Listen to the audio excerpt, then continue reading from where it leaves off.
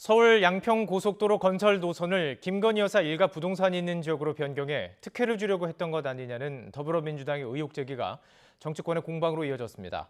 국민의힘은 사실이 아닌 내용으로 정치적 공세를 한다고 일축했지만 민주당은 전담팀을 꾸려서 진상조사에 나서기로 했습니다. 조성호 기자의 보도입니다. 경기도 양평군 강상면 일대입니다. 하남시 가밀동과 양평군을 잇는 서울 양평고속도로 종점이 들어설 예정인 지역입니다. 오는 2031년 개통이 목표인 고속도로 종점은 2년 전 예비 타당성 조사를 통과할 당시엔 두물머리가 있는 양서면이었습니다. 그런데 지난달 공개된 국토교통부 문서에는 강상면으로 변경됐다는 내용이 담겼습니다. 민주당 일부 의원들은 주변에 김건희 여사와 가족들이 12필지, 축구장 3개 크기인 2만여 제곱미터 땅을 보유했다는 점을 들어 특혜 의혹을 제기했습니다. 윤석열 대통령 취임 이후 양평군수까지 여당 소속으로 바뀐 뒤 노선 변경이 추진된 배경이 의심된다는 겁니다. 논란이 일자 원희룡 국토교통부 장관은 의혹은 사실과 다르다면서 오해가 없도록 원점 재검토를 지시했다고 해명했습니다.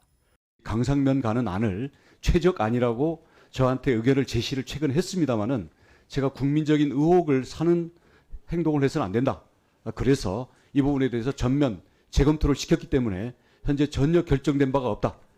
국민의힘도 야당의 의혹 제기가 터무니없다고 일축했습니다. 원 장관이 충분히 해명했는데도 사실이 아닌 내용으로 정치적 공세를 이어가고 있다고 반박했습니다.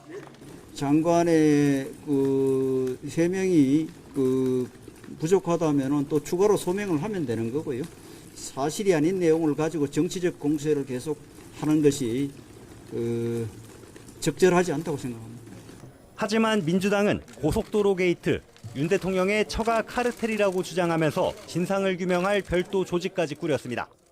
윤석열 대통령 처가 카르텔이 다시 떠오르고 있습니다. 노선 변경에 청탁이 있었는지 압박이 있었는지를 조사해야 되는 거고, 노선 변경 시점하고 그 이유가 무엇인지도 분명히 밝혀져야 되는 거고요. 국회 기획재정위에서도 예타 이후 노선 계획이 바뀐 걸 놓고 여야 공방이 벌어졌습니다. 예타가 끝났는데 노선이 바뀌어서 그쪽에 대통령 가족 일가의 땅이 있지를 않나. 이게 뭡니까?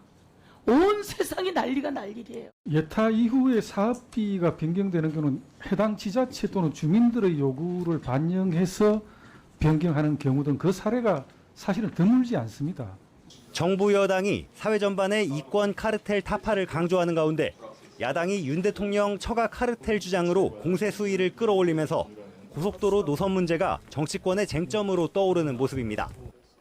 YTN 조성호입니다.